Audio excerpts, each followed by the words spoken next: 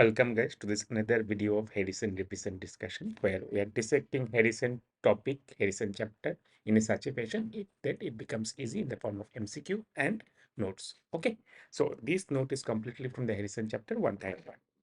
Before deep diving into the topic, pneumonia, very important topic, let me tell you something which we are going on currently that is known as Harrison revision program. Our target is to complete Harrison within 6 months duration.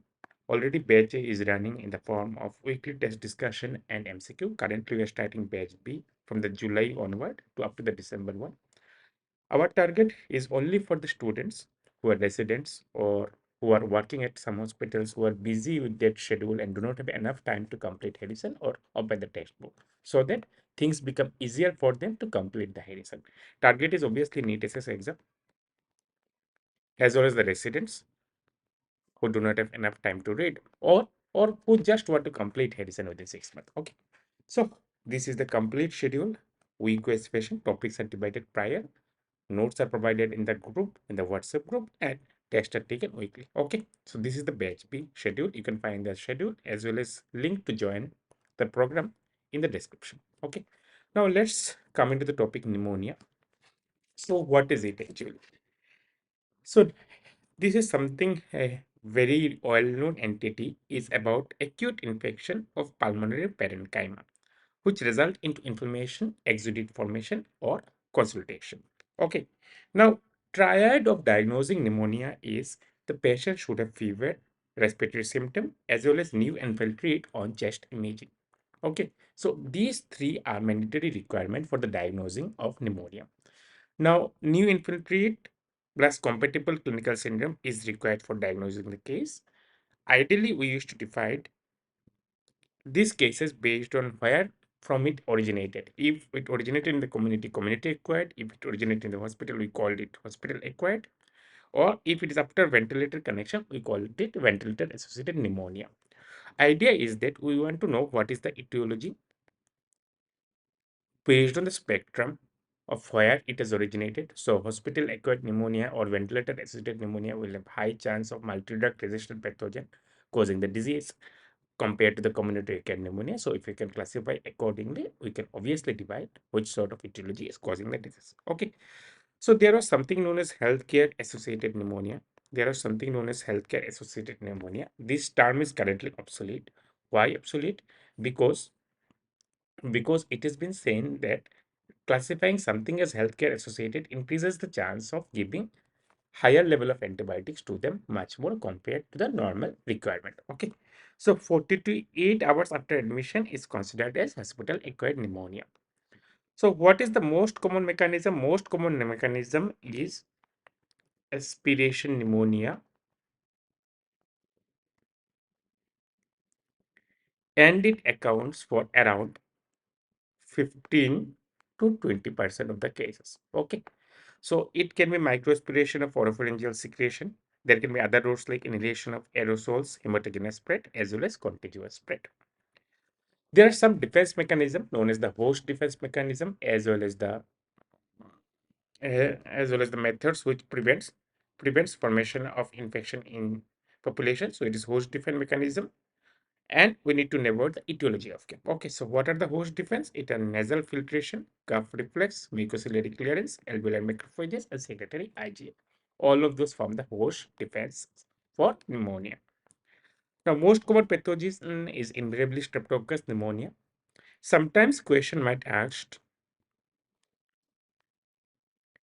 which will give a clinical scenario where pneumonia is there. So pneumonia, so there is chest X-ray suggestive of consolidation. There is fever, tachypnea, and cough. HIV can be positive, but question may trick you with saying that patient is compliant to HAIT or normal CD4 count. Okay. So in such cases, remember, pneumocystis catenae pneumonia should not be the first suspicion. Rather Streptococcus pneumonia, which is the usual common pathogen, should be the suspicion in such cases. Okay. So what are the typical bacterial pathogen? Typical bacterial pathogen are Streptococcus pneumonia, Haemophilus influenza, Moraxella catarrhalis, Staphylococcus aureus, and gram-negative bacillus. Okay, these are the usual organism.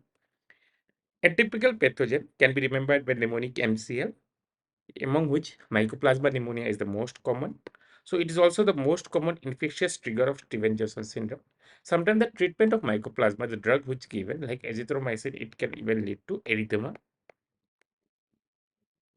multiforme like picture. So important skin manifestation of Mycoplasma, remember SGS, remember erythema multiforme. Okay.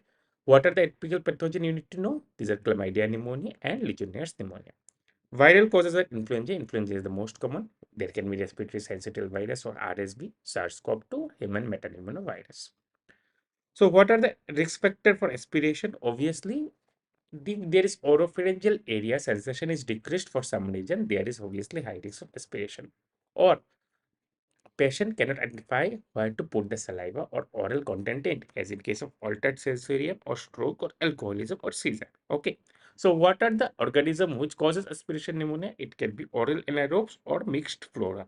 So our target to treat will target antibiotic should target the oral anaerobes and mixed flora. Therefore, antibiotic with good anaerobic coverage should be our first choice in case of suspected aspiration pneumonia. Okay. So this is very important high yielding table from Harrison. So question are usually asked with the risk factor associated with it. So as you can see, alcoholism bears a risk factor in case of Klebsiella, Streptococcus, Acinetobacter, and Mycoplasma tuberculosis. Why oral anaerobe? Because alcoholic patients are high risk of aspiration pneumonia. Aspiration pneumonia. So alcoholics are also high risk of forming oral anaerobe associated pneumonia. Okay. COPD or smoking are risk factor of Haemophilus, Pseudomonas, Legionella, Streptococcus pneumoniae, Moraxella, and Chlamydia. Structural lung disease, that is bronchiectasis. It can be remembered by the mnemonic PBS, P for Pseudomonas aeruginosa, B for Burkholderia cephasi, and S for Staphylococcus aureus. Okay, so Burkholderia is more common in structural lung disease, mostly in case of cystic fibrosis patient. Again, stroke, dementia, decreased level of consciousness, altered system. This is oral anaerobe because there is high chance of aspiration pneumonia. So lung abscess. When will abscess form? Abscess will form when our usual antibiotic will not work in such patient. When will it happen? When these are resistant, as in case of methicillin resistant staph aureus. So they have high chance of forming lung abscess, or we are not suspecting the usual pathogen. These are unusual pathogen. That's why our antibiotic choice was not killing the bug which caused the infection at the first point. So lung abscess high risk with methicillin resistant staph aureus, oral anaerobe, endemic fungi, Mycobacterium tuberculosis, and non-tubercular mycobacteria. Okay, the rarer organism causes into lung abscess. So, important part, if there is travel to southwestern United States, there is high chance of hantavirus association or OE or street Loris liver belly. This is histoplasma capsulatum.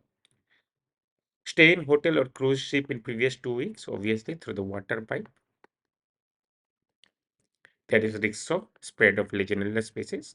Usually, these are the clean water in the AC vents or in the showers in the hotel room, which are the usual part of the colonization of those bacteria, Legionella. Okay.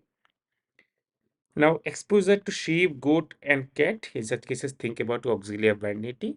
Okay, so Coxiella burnetii is for which also causes Q fever. Is very common to exposure to sheep, goat, or cat. Okay. Similarly, exposure to bird, think about his histoplasma capsulatum or chlamydia cytis. So what is the clinical feature or typical clinical feature in case of pneumonia? Pneumonia, lung infection. So lung infection, symptom of lung. What are the symptom of lung?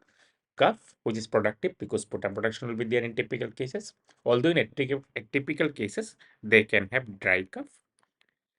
There should be high-grade fever because of the infection, deep-seated infection, and these are acute onset. We are not about any chronic disease in case of pneumonia.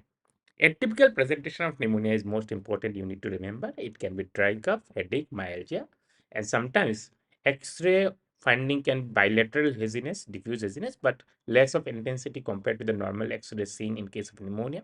And osculatory finding can be very much minimal in case of atypical pneumonia. Okay, so dry cough with diffuse infiltrate suggest atypical pneumonia. Usually they are viral in origin. Nowadays, atypical pneumonia are much more common compared to the typical pneumonia. So what are the physical findings you need to know? Physical findings will be seen. So suppose if it is a lung and there is consolidated area. So due to this consolidated area and lung contains air, consolidated area contains solid. So sound will pass very easily in the solid media. That's why sound will be much more audible compared to normal lung. That's why bronchial breath sound will be seen due to the consolidation. For the same reason, only vocal parameters will increase and there will be egophony. So, nasal intonation will be there, A to E sound will be heard, and this is the most specific clinical sign of consolidation. Remember it, very important MCQ point. Okay, and because there is consolidation, note will be dull on percussion, it will not be tympanic or hyperresonant. Okay, so note will be dull on percussion. So, lobar pneumonia is the most common etiological pattern. It is a classical organism seen due to Streptococcus pneumoniae. In case of bronchopneumonia, it is patchy infiltrate. Common organism is Staphylococcus aureus influenzae. Sometimes patchy infiltrates can be due to viral also, but viral most commonly result into interstitial pneumonia, as in case of viral infection or mycoplasma. Okay. So diagnosis, chest radiograph is required for confirmation of the diagnosis. Obviously, clinical clue only give an idea, but chest radiograph is required for making a diagnosis. So blood culture is not usually indicated in the all routine cases of pneumonia in community acquired pneumonia. But if it is a severe case, patient requires ICU admission or patient is immunocompromised, we are suspecting of additional bacteremia in such patient. Blood culture become mandatory in such cases. Okay, so routine blood culture in mild OPD care is not easily recommended. Okay, sputum gram stain is most useful when quality of the sputum is good. So what is meant by good quality sputum? So on microscopic examination, if contains large number of PMN cell or polymorphonuclear neutrophils and less than 10 epithelial cell per block per fluid, it suggests that sputum gram stain is useful. Okay, it suggests it is useful. Now, there are some specific tests for MCQ purpose you need to know. It is urinary antigen test. So, it is useful in Streptococcus pneumonia and Legionella pneumonia. So, Legionella pneumonia should be suspected when there is atypical pneumonia. Sometimes there can be diarrhea associated in such cases. And urinary antigen test become useful in such cases. Okay. So, PCR is used for viral causes, influenza, SARS-CoV-2, Legionella, or mycoplasma. Severity assessment, age-old method is our CARD-65 scoring. So what is it? Confusion, urea, respiratory rate, BP less than 90 or 60, age more than 65. Each point is 1. Each point is 1. With addition of point, if the score is 0 to 1, you know you can treat the patient on OPD basis.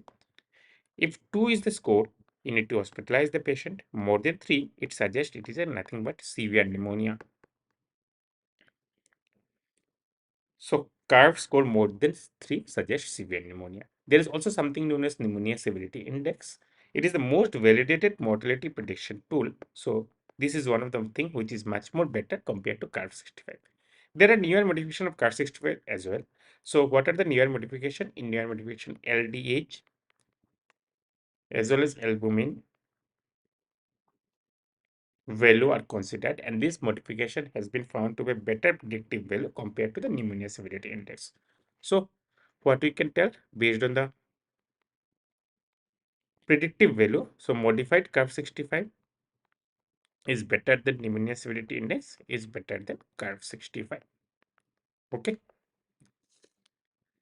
Now IDSA ADSA severe cap criteria is that septic shock should be there, requiring vasopressor or mechanical ventilation should be there. So any one major criteria present, it suggests this is severe cap.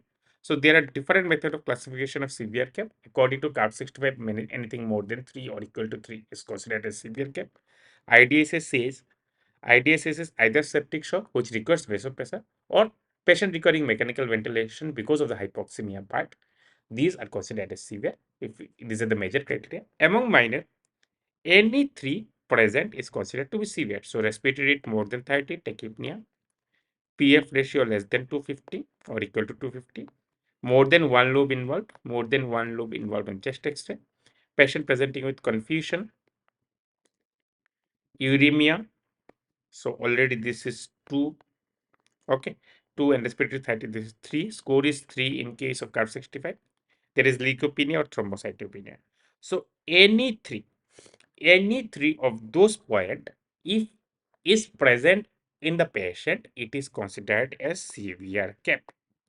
It's considered as severe CAP or severe community acquired pneumonia. Okay.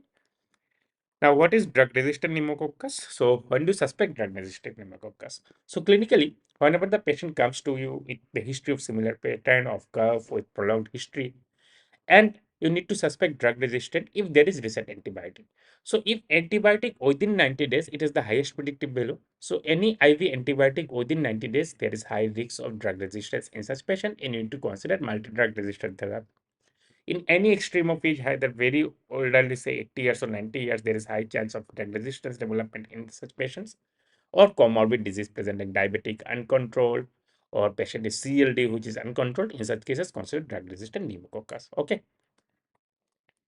Now, MRSA pneumonia, risk factor are prior MRSA colonization, influenza infection, and recent hospitalization. So MRSA thing is that these are not easily treated.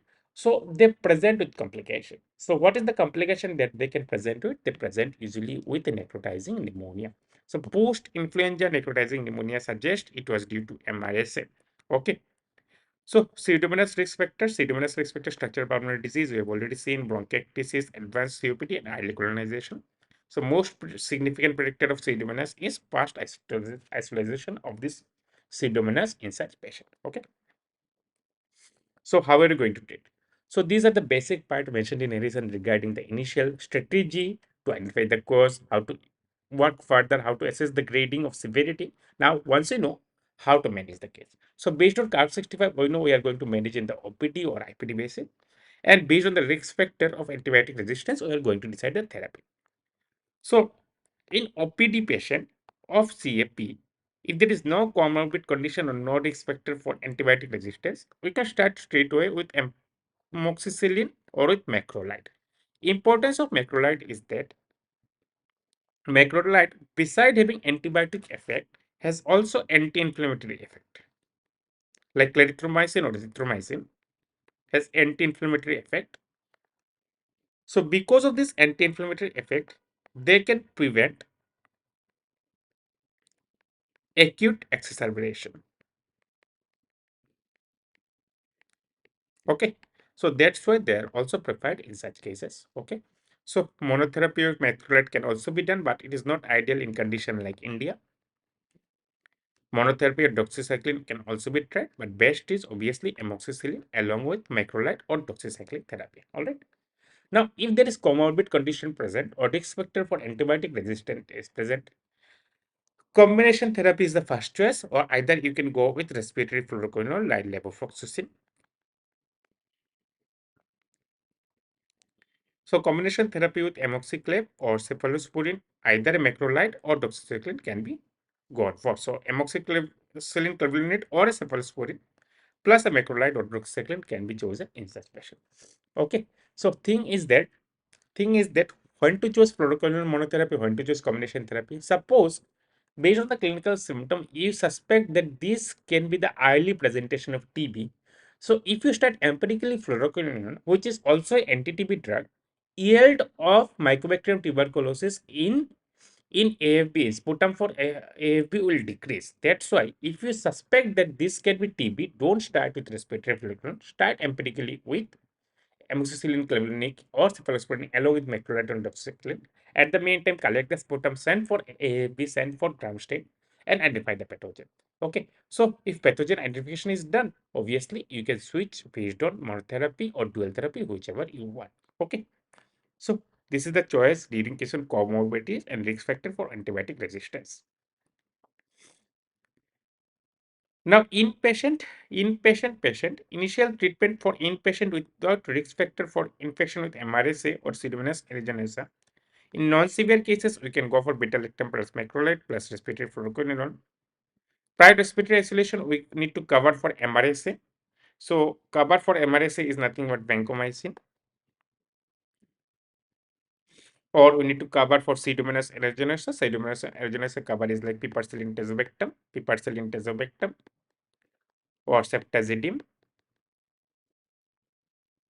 or imipenem. Okay, or imipenem.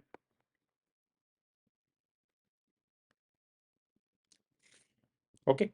At the meantime, obviously, you need to obtain the culture to identify whether associated bacteria is present or not. In severe cases, if no risk factor, beta-lactam plus macrolide can be chosen, or beta-lactam plus respiratory fluorocarbon can be chosen in hospital patient.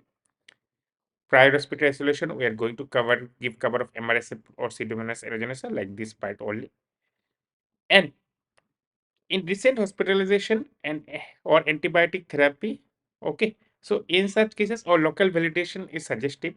In all of these cases, Pseudomonas aeruginosa coverage should be given, but if it is a non-severe case, it is only given if culture is positive. In severe cases, it is given straight away. All right, okay. So this is about the respiratory fluoroquinolone therapy and monotherapy and methods of treatment in inpatient non-ICU and ICU patients. Okay. The how to give steroid. So utility of steroid is in case of severe cases of community acquired pneumonia, not in the routine in all the cases. It is particularly significant when the inflammatory marker are raised. So corticosteroid are not routinely used. It is used only in case of severe cases of community acquired pneumonia, particularly with significant inflammatory marker. Optimal agent for MRSA related pneumonia is linezolid. Why linezolid? You also need to know this fact because MRSA causes necrotizing pneumonia, can cause necrotizing pneumonia, and also will lead to lung abscess. So we need to choose antibiotic which can penetrate lung tissue very well. So linezolid becomes first choice in such cases. So you have started antibiotic, now when to decide to discharge the patient if the patient is admitted. So in such cases, if patient is admitted,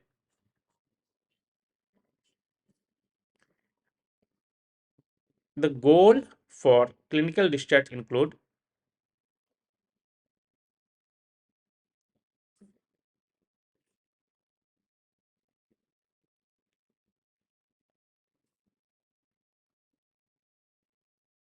goal for clinical discharge include when temperature is less than 37.8 degree, pulse is less than 100, respiratory rate is less than 24, blood pressure is normalized, and saturation is more than 90% at room air. Okay. So whenever clinical stability is achieved, we plan for discharge of the patient. Now, in hospital-acquired pneumonia, most frequent MDR organism in hospital-acquired pneumonia is Pseudomonas aeruginosa. It can be Klebsiella enterobacteria 2, or sometimes MRSA can be seen in hospital-acquired pneumonia. So MDR risk factor are recent IV antibiotics, septic shock or ARDS, hospitalization duration more than 5 days. WEP risk factor, we need to obviously go for checklist. So if there is novel infiltrate on imaging after the patient on ventilator, minimum 2 features like pyrexia, leukocytosis, purulent discharge is there. So most prevalent ICU infection is ventilator acquired pneumonia. So pathogenesis of BAP is primary route is microaspiration past the ET tube cuffing. So BAP prevention bundle is high yield bundle is elevation of head of the bed, 30 to 45 degree. Daily sedation break should be given. Chlorhexidine oral care should be given, and prompt extubation should be planned. So empiric have web therapies, emergency coverage with vancomycin or linezolid. Anticidonal agent with piperacillin tazobactam, CPFM, carbapenem should be given in web or have suspected patient. Therapy duration in case of CAP, if clinical stability is achieved, typically is 5 days. If clinical stability is not achieved, you need to consider to change the drug after 5 days. Now, if suppose the patient is responding well, but still clinical stability is not achieved, at the meantime, you can continue the medication after the 5 days too in case of community acquired pneumonia. So, what are the complications? Complication can be pleural fissure empyema. Okay. So, important MCQ point here. So, as you can see, alcoholics and upper loop cavity along with current jelly sputum suspected to be Klebsiella, post-flu necrotizing disease suspect MRSA, rust colored sputum suspect Streptococcus pneumonia, hotel or cruise outbreak suspect Legionella, bad contact Psittaci, rapid contact tularemia. Okay. Leading cause is Streptococcus invariably. In immunocompromised suspect, other causes as pneumocystis carinii pneumonia, but worldwide leading cause is Streptococcus pneumonia. Top atypical is Mycoplasma pneumonia. Main infection pathway is microaspiration. Definitive test is chest X-ray. Antigen should be done for Legionella or pneumococcus suspicion. Major criteria for severe CAP is ventilation or either the patient is in shock. So best drug for MRSA pneumonia is linezolid. HAP treatment duration is 7 days. Standard CAP duration is